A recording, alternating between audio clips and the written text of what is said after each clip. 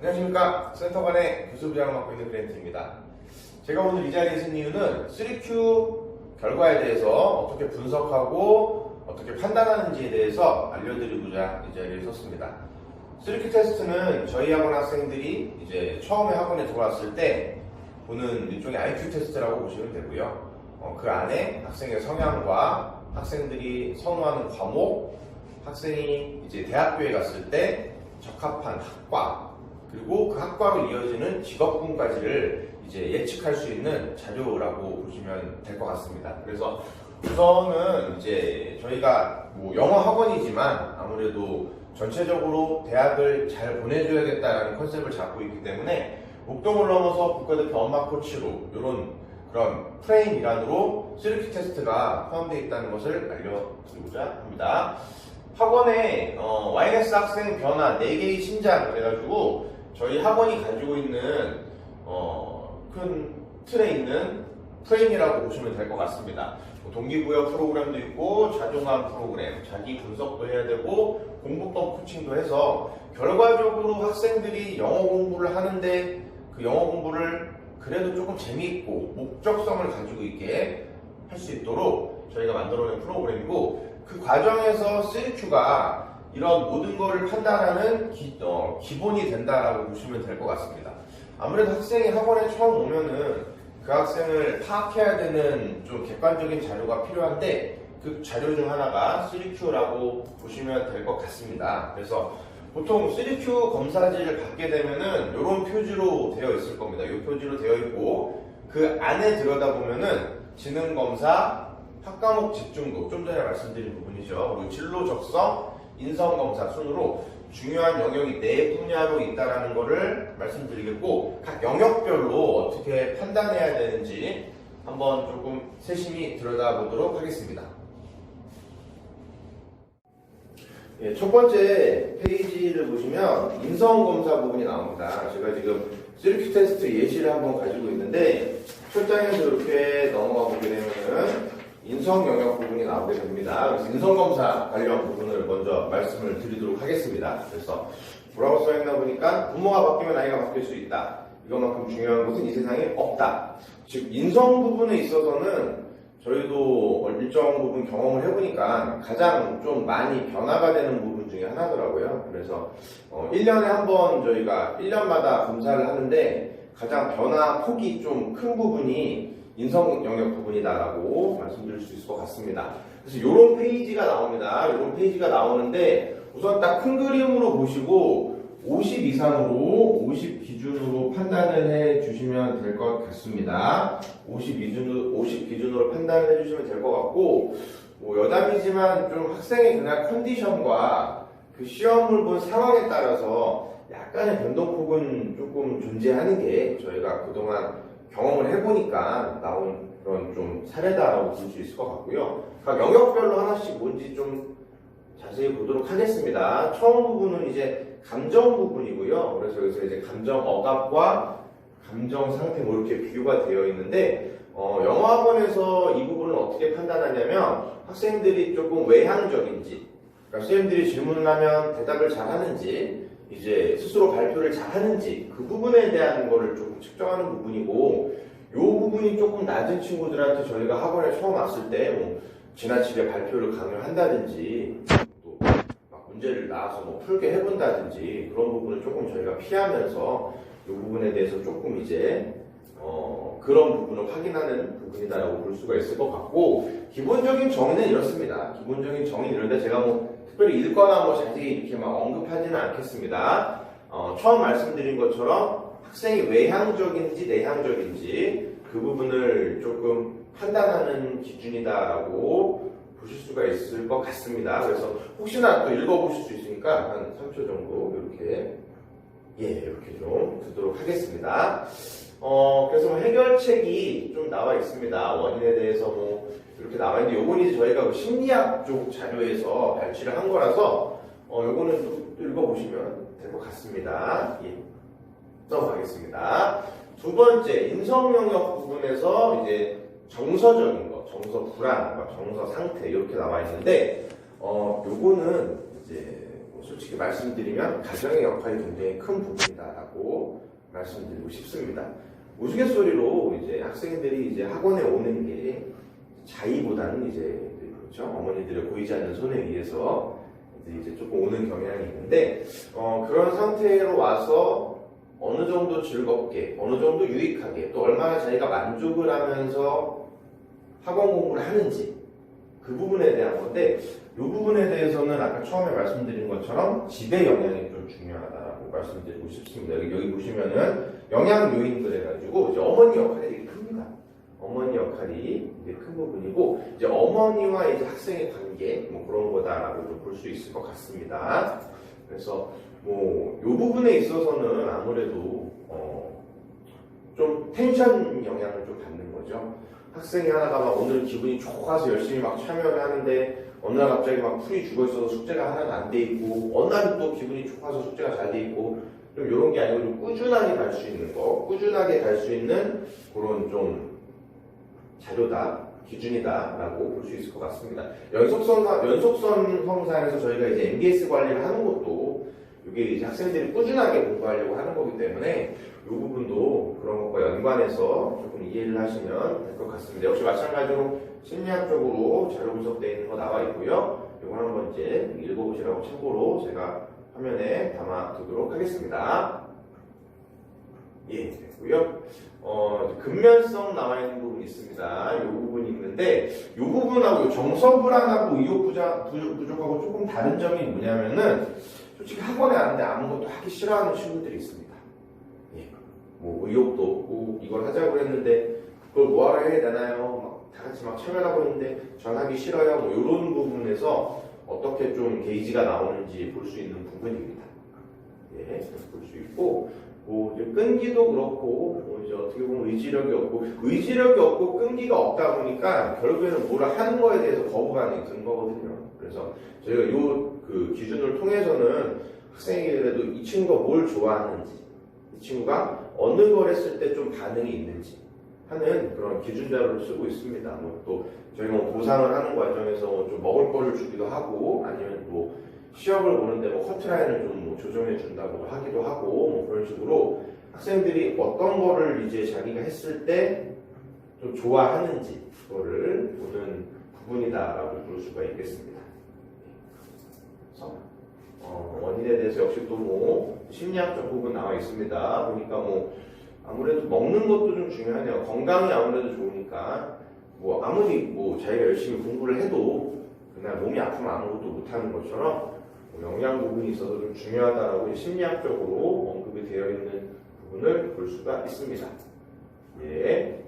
그 다음 보겠습니다. 책임감이죠. 책임감은 이제 보시면 알겠지만 이제 요 우회 부분은 아무래도 큰 틀의 동기부여라고 한다면 요 부분에 있어서는 아무래도 이제 학원의 그 좀 구체적인 생활과 특히 뭐 요 부분 나오겠지만 책임감 나오지 않습니까? 숙제 관련돼서 얼마나 이 친구가 잘 적응하는지를 볼 수 있는 게이지다라고 볼 수가 있습니다. 요거는 조금 쉽게 이해할 수 있을 것 같으니까는 조금 빨리 넘어갈 수 있도록 하겠습니다. 나오죠? 과제를 빠짐없이 잘한다. 아무래도 저희가 영어 학원이니까 가장 중요하게 생각하는 부분이 바로 요 부분이겠죠. 예.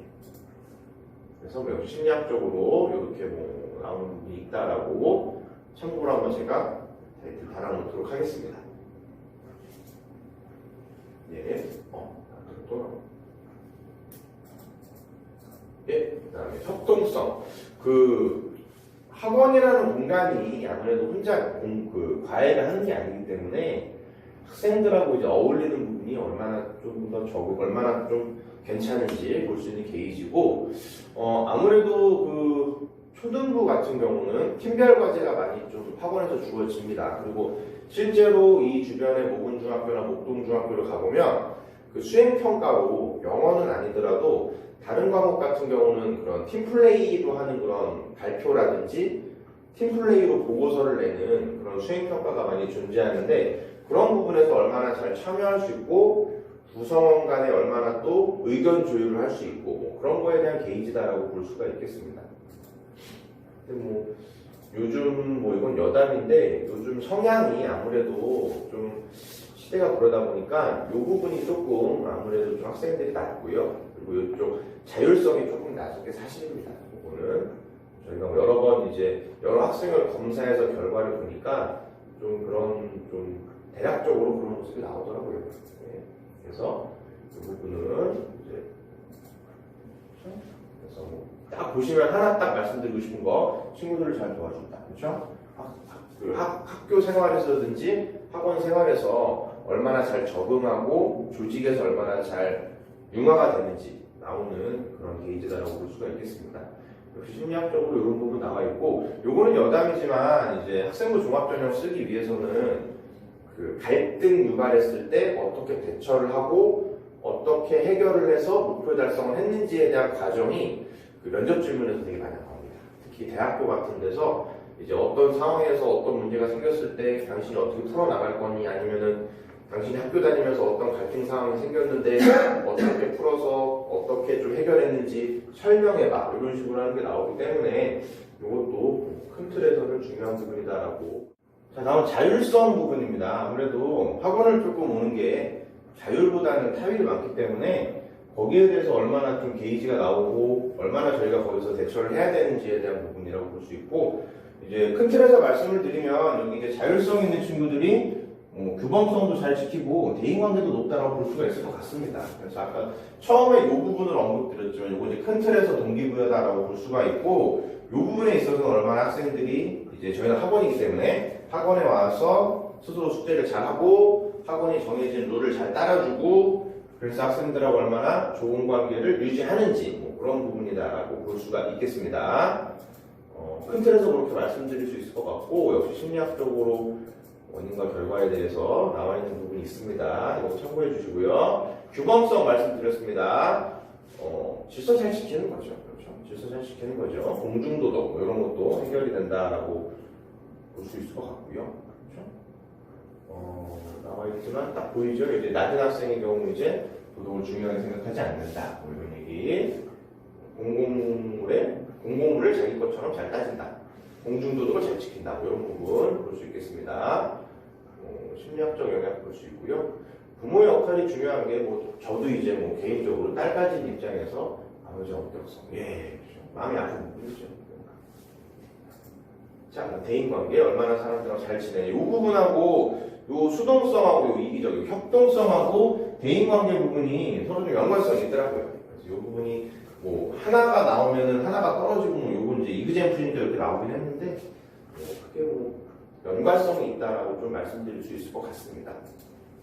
예, 그래서 인성 부분에 있어서 저희가 이제 요 이렇게 나와 있는 부분으로 설명을 드렸고, 저희 학원에서 이 부분에 있어서 개선하기 위해서 아무래도 이 부분이 개선이 돼야 학생들이 학원을 좋아하고 학생들이 학원에서 공부를 열심히 할 수 있기 때문에 이 부분에 대해서 어떻게 좀 할까 고민을 많이 해서 이런 좀 큰 프레임이 나왔고, 이 부분은 이제 저희가 원장님이 전문적으로 하시는 부분이기 때문에 이것만 하나 말씀을 드리도록 하겠습니다. 저희가 이제 디지털적인 부분과 아날로그적인 부분에 대해서 양쪽을 다 신경 쓰려고 항상 노력한다라는 거를 한번 좀 알아주셨으면 좋겠습니다. 디지털적인 부분은 아무래도 그 데이터적인 거를 말씀드릴 수가 있겠죠.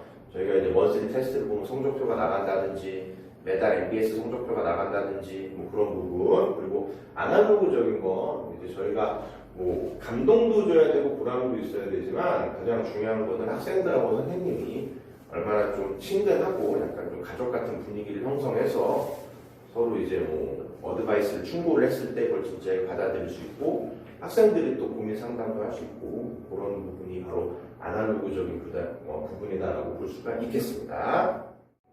자, 다음은 이제 지능검사 부분입니다. 이 3Q 테스트 보시면 이 부분에 대해서 말씀드리도록 하겠는데, 이렇게 보시면 제가 이제 뭐 이걸 이제 학부모라든지 학생들한테 설명할 때 제일 먼저 여기 이제 평균이라고 얘기합니다. 이 부분이 이 전체 평균이다라고 보시면 되고, IQ 지수다라고 이해하시면 됩니다. IQ가 이 정도 선에서 형성이 된다라고 보시면 되고, 학원의 대부분의 학생들이 이제 100은 넘습니다. 100은 넘고요. 이 친구는 이제 대입사는 좀 괜찮게 나온 부분이다라고 보실 수가 있겠고, 여기 지금 강호동이 나온 이유가 강호동이 나온 이유가 이제 뭐 요 얘기를 하는 거죠. 이제 강호동이 뭐 IQ보다 몸무게가 많이 나간 적이 있다라고 하는데 강호동은 어느 부분이 높을까요? 영어 감각 능력이 높겠죠.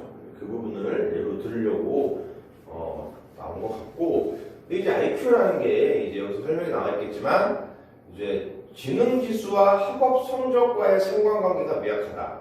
요거는 최근에 많이 나오고 있는 연구입니다. 그러니까 IQ가 높다고 해서 공부를 무조건 잘하는 것도 아니고 IQ가 낮다고 해서 무조건 공부를 못하는 것도 아닙니다. 중요한 건 공부 습관이겠죠. 그렇죠? 그래서 그래도 저희가 이 부분에 대해서 어느 정도 코멘트를 하기 위해서는 조금 어떤 방향을 잡아야 될까 고민을 좀 많이 하고 있고요. 한번 보겠습니다. 뭐 구체적으로 어떤 부분인지 한번 보도록 하겠습니다. 처음에 나와 있는 부분이 언어 감각 부분이고요. 언어 감각과 이제 언어 이해 능력이 이제 글 쓰고 뭐 읽고 그런 능력이겠죠. 근데 이제 여기서 보시면 언어 감각 능력은 말을 하는 능력입니다. 말을 하는 능력이고 이제 뭐 설득을 하는 능력으로 쓰여 있죠. 그러니까 이게 사람이란 게 어떤 사람이 아무리 말을 잘해도 좀 차가워 보일 수가 있고 어떤 사람이 아무리 말을 못해도 뭐 좀 인간적으로 다가올 수 있는 그런 부분이 있는데 이 언어 감각 능력은 아무래도 어떻게 말을 통해서 사람들이 좀 그 사람을 지지하게 되고 그 사람의 말을 좀 동의하게 되고 뭐 이런 것들을 큰 틀에서 얘기할 수 있을 것 같고 저희가 영어학원이기 때문에 이 부분에 있어서는 뭐 저 듣고 말하고 잘하는 거 이제 뭐 발표를 하라고 했을 때 적극적으로 하고 뭔가 이벤트를 할 때 적극적으로 참여하고 뭐 그런 부분이다라고 볼 수가 있을 것 같습니다. 네, 언어 감각 능력 부분이었고요. 다음 보시면 이제 언어 이해 능력, 뭐 언어 감각 능력에 대해서 설명이 좀 나오네요. 그렇죠? 그래서 뭐 결과적으로 말을 잘하는 거기 때문에 말을 잘하는 친구들이기 때문에 당연히 면접이나 뭐 글 쓰는데 강하겠죠. 그렇죠? 그렇게 볼 수가 있겠습니다.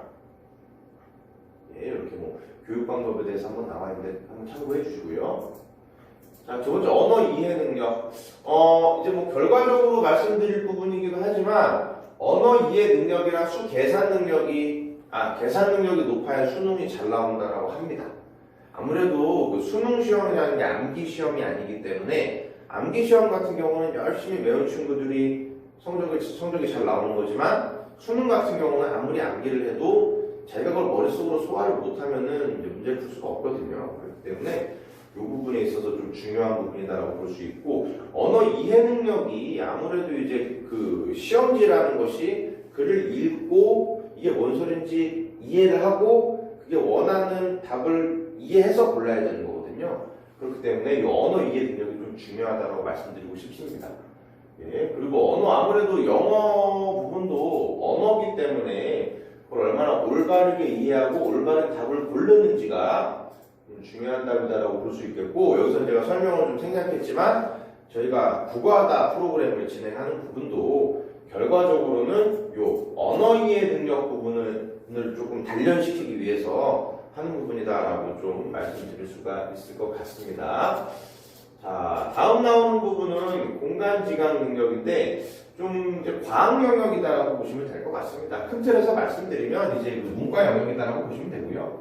이게 이제 과학 영역, 이게 이제 수학 영역이다라고 보시면 될 것 같습니다. 그래서 공간지각 능력은 아무래도 길 잘 찾는 건 그런 거겠죠. 쉽게 말씀드리면 여기 같은 경우는 뭐 전후, 상하, 좌우의 물리적 공간에서의 위치를 파악하는 능력. 쉽게 말하면 이제 길을 잘 찾는 능력이다라고 볼 수가 있겠습니다. 그래서 이 부분에 있어서는 이 부분 높은 친구들이 체육을 잘한다라고 나오더라고요. 이 부분 잘하는 친구들이. 그래서 지금 이제 뭐 구성 감각도 높고 공간 지각도 높으면 과학을 잘한다라고 하는데 공간 지각이 높은데 구성 감각이 좀 떨어진다라고 하면 체육이 좀 잘 나오고 반대로 구성 감각이 높고 공간 지각이 조금 떨어지면은 조금 예체능 계열이나 아니면 좀 문과 계열인데 뭐 좀 암기하는 거 좀 그런 쪽으로 나오더라고요. 예. 그거 하나 보시면 될 것 같고 그래서 공간 지각 능력은 이렇게 뭐 그런 방법이 있겠죠. 퍼즐이나 블록 쌓기 이런 식으로 하는 거. 예. 다음 이제 구성 감각 능력 보겠습니다. 부분과 전체의 관계를 파악하는 능력이다라고 하는 거죠. 그래서 이제 그 작은 부분을 보고 큰 부분을 이해하는 능력이다라고 볼 수가 있겠습니다. 이 부분이고요. 아까 말씀드렸지만 공간 지각 능력과 함께 과학 부분이다라고, 과학 영역이다라고 좀 이해하시면 될 것 같습니다. 그래서 이거를 잘하는 친구들이 뭐 여기서 나오겠지만 추리 능력을 잘하고, 실제로 그 수능 저희가 모의고사를 치면은 그 추론 능력이 있는데 그 부분에 대해서 조금 잘 하더라고요. 물론 언어 이해 능력이 된 상태에서 돼야 되지만, 결론적으로 추리나 뭐 그런 부분에 대해서 좀 능하다. 이런 부분이 능하니까 아무래도 좀 과학 관련돼서 좀 특화되어 있다라고 볼 수 있는 부분이다라고 볼 수 있겠고, 수학 영역이죠. 수 계산 능력하고 수 개념 능력이 있는데, 여기서 보시면 한번 보겠습니다. 수 계산 능력, 장기간을 두고 학습이 지속적으로 이루어져야 된다라고 했습니다. 그렇죠. 제가 솔직히 수학 전공자는 아니지만 이렇게 한번 읽어보면은 단순히 수에만 한정되지 않으며 수의 합성 분해 능력, 사고력이나 문제 해결 능력. 말이 좀 어렵죠? 쉽게 말씀드리겠습니다. 수학에서 나오는 응용 문제를 잘 풀 수가 있다는 거죠. 이걸 어느 정도 이해를 해야 응용 문제나 그런 거를 풀 수 있다라고 볼 수가 있겠습니다. 그래서 계산 능력, 수의 사고 방식, 논리적, 합리적 사고의 속도, 판단 능력 및 적응력. 실제로 제 이제 주변 지인들 중에서도 이제 수학 관련돼서 강사분들이 계시는데 속도가 안 난다. 저 문제는 맞히는데, 응용 문제 하나를 맞히는데 속도가 안 난다. 이 부분이 조금 안 돼서 그런 부분이다라고 볼 수가 있겠습니다. 마지막으로 수 개념 능력 있습니다. 요거 같은 경우는 이제 어느 정도 분석을 하는 능력이다라고 볼 수가 있겠습니다. 구성 감각이랑 연관되어서 있는 건데 추리 능력이고요. 통섭적 능력이라는 게 쉽게 말씀드리면 그 문과일과 통합형이다라고 보시면 되겠습니다. 문과일과 통합형 능력이다라고 보시면 될 것 같습니다. 그래서 추리 능력 부분과 논리 수학적 문제. 그래가지고 제가 학교 다닐 때 올림피아드라고 해가지고 막 그런 좀 어려운 수학 문제를 풀었던 기억이 있습니다. 그런데 아마 그게 지금 생각해보면 요 개념이 아닐까라고 좀 생각해볼 수도 있을 것 같습니다. 예, 개념 능력이었고요. 그래서 그 처음에 말씀드린 요 지능기술 부분에 대해서 전체적으로 각 영역별로 어떻게 좀 구성되어져 있는지 말씀드렸고, 그 밑에 보면은 이제 전체적인 설명과 함께 그 지수에 맞게 알파벳으로 이제 뭐 높고 낮음이 표시되어 있습니다. 그건 이제 학생들마다 다르니까 참고하시면 될 것 같습니다. 예, 이제 다음 부분 넘어가면은 이런 페이지가 나옵니다. 선호 과목과 연관된 이제 그 적성 학과 그런 부분이다라고 볼 수가 있겠고, 우선 이 부분이 나오는데 이 부분 밑에 나와 있는 이 부분을 먼저 좀 말씀을 드리겠습니다. 학생들이 어떤 과목을 좋아하는지, 어떤 과목을 선호하는지 나와 있는 거고, 오해하지 말으셔야 될 게, 이게 만약에 뭐 낮게 나왔다고 무조건 그 과목을 공부하면 안 된다고 이런 건 아닙니다. 이런 부분은 아니고, 우선은 50 이상으로 보시면 될 것 같습니다. 50 이상이 나왔을 때 뭐 적절한 부분이다라고 볼 수가 있을 것 같고, 여기 보면 이제 학생들이 좋아하는 과목이 이제 이렇게 나와서 이제 게이지가 어떻게 나왔을 때 학습 계획을 어떻게 짜면 좋다라고 하는 좀 나름대로의 가이드라인이 존재합니다. 하고 저는 이걸 나왔을 때 학생들에게 어떻게 코멘트를 하냐면, 과목에 이제 좀 나열을 한번 지켜봅니다. 가령 예를 들어서 이 친구는 전형적으로 이과형이다라고 볼 수 있습니다. 물론 이제 고등학교에서 문이과 통합과정으로 가기 때문에 문과 이과가 별로 안 중요하다라고 하지만 아직은 중요합니다. 실제적으로 대학교에 가서도 그렇고 아직은 중요하고, 그 공부 방법을 나름대로 만들어가고 형성해가는 과정에서 그 성향을 파악하는 게 결코 부질없거나 하지 않다라는 것을 한번 말씀드리고 가겠습니다. 다시 이 친구는 전형적으로 이과형이다라고 볼 수 있습니다. 그 근거가 뭡니까? 처음에 여기 다 이과형이 나왔죠. 그렇죠? 이과형이 나왔죠. 만약에 이 앞부분에 뭐 국어, 영어, 국사, 사회 이렇게 나와 있다면 문과형 학생이다라고 조금 이해하시면 될 것 같습니다. 그렇다고 무조건 문과를 해야 된다는 건 아니고 그쪽이 조금 선호하는 걸로 나왔다라고 이해를 하시면 될 것 같습니다. 그렇게 볼 수 있을 것 같고, 고무적인 거는 미술 부분이 높은 친구들을 많이 못 봤습니다. 음악이랑. 아무래도 예체능이기 때문에 진짜 이 부분에 대해서 조금 좀 특출난 거는 조금 드문 것 같습니다. 그거 하나 말씀드릴 수 있고, 다시 위로 올라가 보시면 여기 이제 지금 글씨가 작아서 잘 안 보일 건데 그 부분을 주목해 주시면 될 것 같습니다. 이 끝부분에 보시면은 그 가로치고 순이라고 그래가지고 빨간색으로 나와 있는 순위 부분이 있습니다. 그게 이제 아까 그 선호 과목에 근거해서 요 선호 과목에 근거해서 어떤 학과를 갔을 때, 어떤 대학교 학과를 갔을 때 이 친구가 좀 적성에 맞겠구나, 이 친구가 좀 재미있어 하겠구나 하는 것을 나와 있는 우선순위다라고 볼 수가 있습니다.